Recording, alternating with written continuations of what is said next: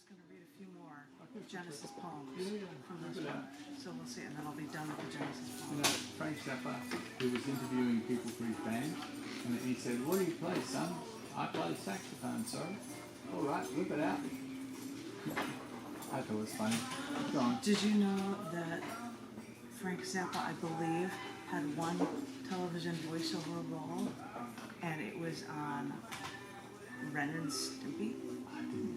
And he was the voice of whom they wanted to say was the Pope, but television wouldn't allow them to call it the Pope, so it was this funny guy with the pointed hat.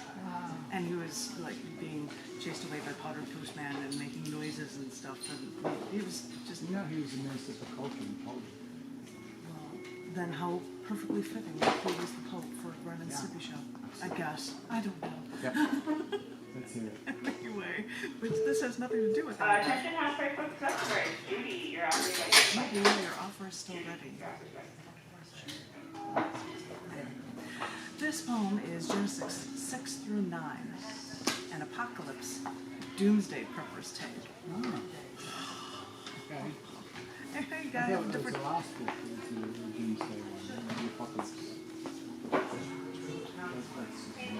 No, well, Cain and Abel and the preceding ones is what I read before. Yeah. Now I'm up to 6 through 9. Okay. Okay, here we go. This is a different take on these books than you guys. Everyone's been seeing the signs. People who believe in global warming are screaming that tornadoes, typhoons, hurricanes, and tsunamis are on the rise. And you know, they're probably right. I mean, whatever you think is the cause, something's is most definitely up. And if nature's not the culprit, then it's the evil of man. You think I'm wrong? Well, just hear me out. Floods may destroy the U.S. eastern coast, and sure, that sucks. But if humans weren't so stupid as to build so close to the shore, they'd be fine.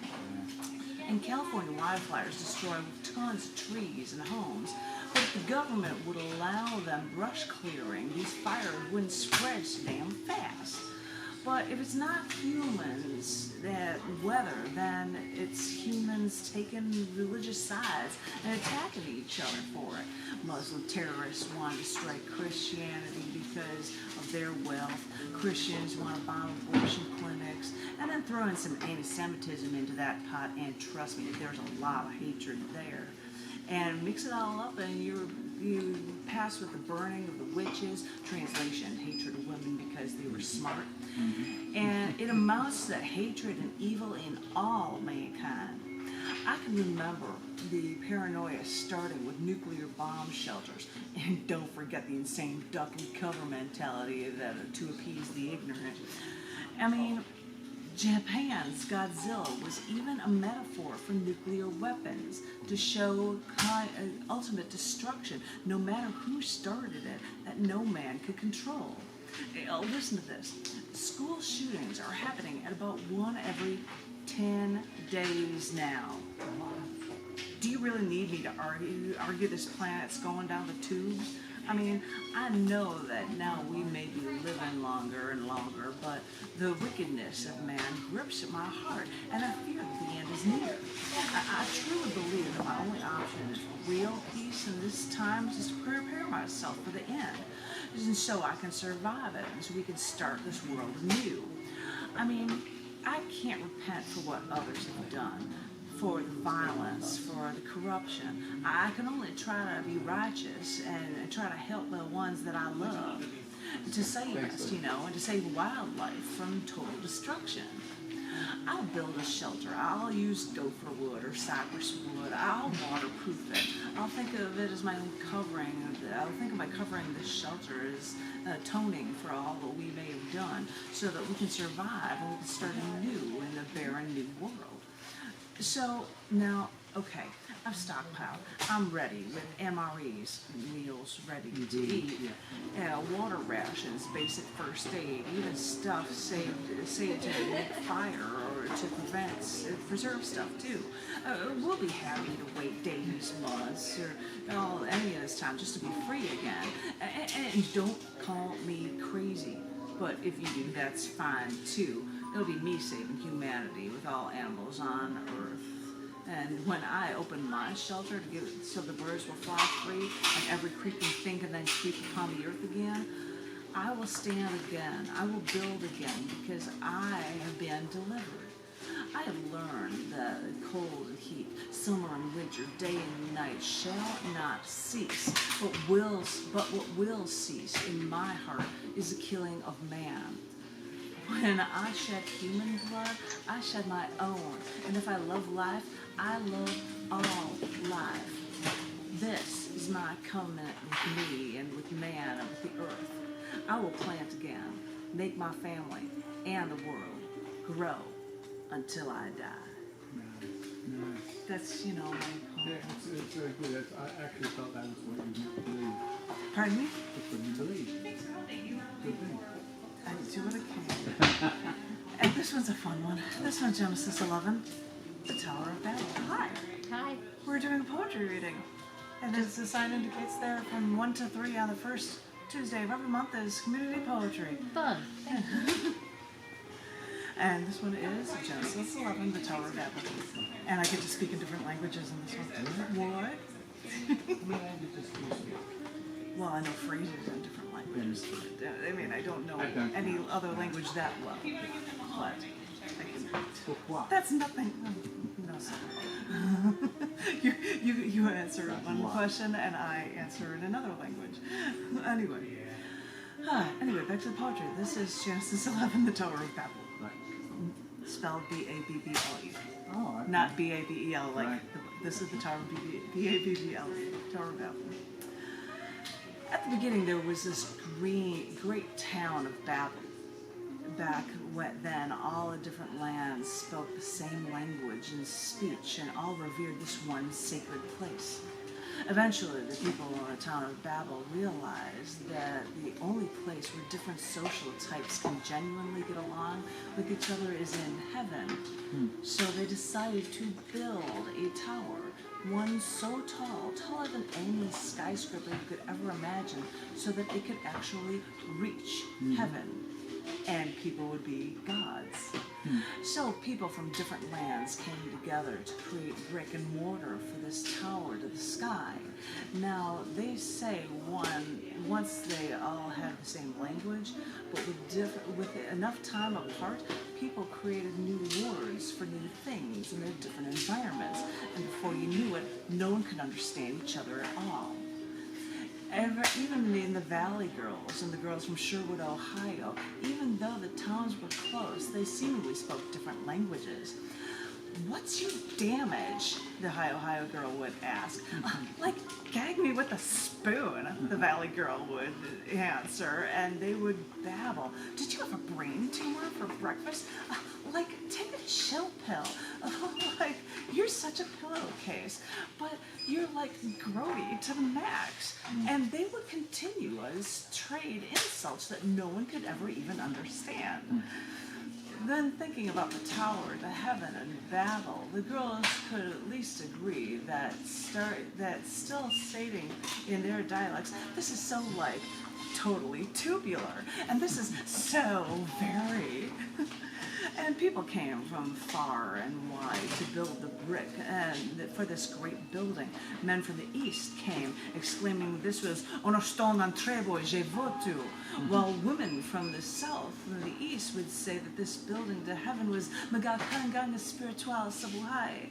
And Shavam Navayan Vyatsa was extolled by a woman from the north and mid-east, while men from the west and the south exclaimed that the Tower of Babel is "que necesitamos en la vida." Wine-filled men from the north then sang that the tower and get-together was "was wir auf das Leben brachen," and no one understood a single word from any of these people, even if they were all probably saying the exact same thing. More people came to the land saying more things that no one could comprehend. And so it came to pass that no one knew what materials to use in this sacred town to build the best bricks for this imagined tower. So, no, they never built their tower to the sky. No stairway to heaven has been made in any giant tower. But it's good to know that even though there are plenty of language barriers, humankind can share a station at the edge of our sky to learn not only about the earth from way up high, but also about the earth deep at the bottom of the seas and all over this land, making Earth a bit more like that one place we've all imagined, the one place we were all never so impractical as to try to build a tower to. We can all do things here to make Earth a bit more like heaven. Yeah. Good idea. All those things in other languages were Romanian, German, Spanish. I didn't have Italian or French, but I had Tagalog from the Philippines, Wow. and I had Serbian, and they all said what we need in life. That was what they were saying. So that's why they couldn't understand each other, but they were all probably saying the exact same thing. One more long one for you. This is Genesis 18 to 19. She was taken away from her city. She loved this city, but had no choice. She was told it was for the best, and she always does what she is told. After leaving for years, she heard reports about the violence in her city. She would hear about so many killed, even during celebrations for the Lord. While away from this city that she loved, she would hear people ask her questions about how dangerous the city really was. All she could give was her word. The entire city was not this way. Only one small section of the town was to be feared, and that the rest of the city was wonderful.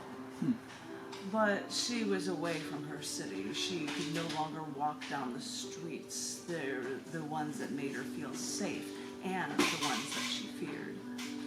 She wanted to have that back. She wanted to be back in her city, her home. Her blood ran as hot as this town, and her pulse matched the rhythm she felt in her home. Her blood pressure rose even since she had been taken away, and she couldn't get herself in sync. So she made a point to come back after a year and a half. The people changed, but the pulse of the town stayed the same, and she would go to her old stomping grounds, and although she knew no one by name, she was still treated like this place was where she exactly belonged. It broke her heart when they said she had to go away again, and she had to leave for this only place attuned to her soul to live out her days away. Another year plus later, she returned once more, and while there, she found a place where she could worship. And sitting there gave her an inner peace that she hadn't felt in her years away from the city that had made her feel complete. It approached the time when she was going to be taken away again, so she returned to her sacred place for that last time, just to try to come in peace again before having to leave. And she couldn't commune. She was so tense and so wound up that she had to leave, that anything associated. Attention hot price book customer. Rory, your authorization. Rory. That anything associated with any religion could begin to help her. So after finding failure everywhere on her last days in her city, while she stopped at a bridge to look beyond the river to take one last look at the city, and that's when a bearded old man, old but disturbingly ominous, he walked up, turned to the city, and stood right next to her on the bridge.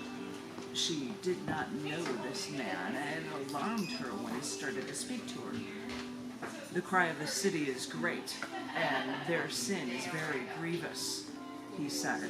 And she was shocked the stranger spoke these words to her. The entire city is not like that, she said. It's not so riddled with crime. I have seen the violence here, he replied, of young men shooting what they claim are enemies and killing mothers and children alike, he answered. But I tell you, it's not like that in the entire town, she explained. There are good people here, everywhere. It's a wonderful place to see and to be. if it's only in one small area, the old ominous man said, then why is it that we're looking downtown, down toward where the police force, the ones who are supposed to serve and protect, why do we look where they shoot unharmed people repeatedly? She suddenly remembered reading the story of a cop shooting an unarmed man 16 times in the street. Even after one shot made the boy drop to the ground, and it was only the energy from the extra 15 bullets that made the victim move. A fear gripped her. Maybe her city has gotten worse since she has left, but still, she didn't care. She'd take her chances. This was her home. And the old man saw her lost in thought, and he asked her, I believe you said that there are good people everywhere here. How many can you name? That's when she finally turned toward him. He was staring right at her, and their eyes were like saucers. She paused. She blinked. I don't live here anymore, she finally said. Find me 50, the old man said. Or maybe just name 5 names. He didn't give her a chance to respond, for the old man said, can you even give me one name? Just one, other than you, who no longer lives in the city here? I don't have to prove anything to you, was all she could answer. This was when the old ominous man stepped closer to her. Young lady, I believe you, he said. And he said as he then took her hand. She didn't know if she should just turn and run away or try to push him into the river. But her faculties evaded her, and all she could do was stand there with her eyes wide open as he held her hand. I believe you, he repeated. I'm sure you've seen good here. This city has a colorful past. And suddenly she remembered the past mafia rule of this town, where crime ran this city, and mafia employed her own grandfather. And the buildings here are really well designed, the old man continued, which pleased her because she loved the architecture in this town. But even buildings crumble, the old man said, though she thought they'd last longer than the blues music that is another hallmark of this great city. Well, she said, buildings may crumble in time, but the spirit of the soul within with a proven and cherished set of beliefs will endure. Suddenly her gaze seemed stronger than his, so he said, you are correct, and it is not very often when I meet someone with such a strong set of beliefs, and I want you to stay strong, the ominous old man said, with a sudden caring in his voice and his face. So this is what I want to tell you. Please heed these words. The evil undercurrent flowing through the city. It is not all bad, she interjected. My young lady, he continued, you may be righteous, but the sinners infect this town, and I truly believe the city will not survive. And she, after hearing his opinion, suddenly started to tune him out. I'm sorry, milady, the old man interjected, which surprised her because a word like that is only used when a common man refers to a woman of high stature. All I'm trying to say, young lady, is that I believe your city will not survive. All I can ask is that you vacate the city now, before it happens. She looked at him and thought about how she had to leave again. The old man started to smile, and his ominous tone seemed to diminish. You truly seem to be a righteous soul, so I trust you and any of your loved ones, for I know that they are righteous too. They will know to leave here. I know you say you love this city, but I know your leaving is the right thing to do. She thought briefly about how she was about to leave, to be taken away again, so maybe it would be best to just agree with the old ominous man and leave it at that. So she said, okay, she heeded his advice.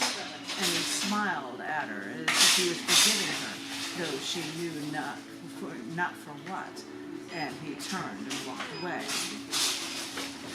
It startled her, but she's tried to think nothing of it as she began to leave to take her away once again from the city she always loved.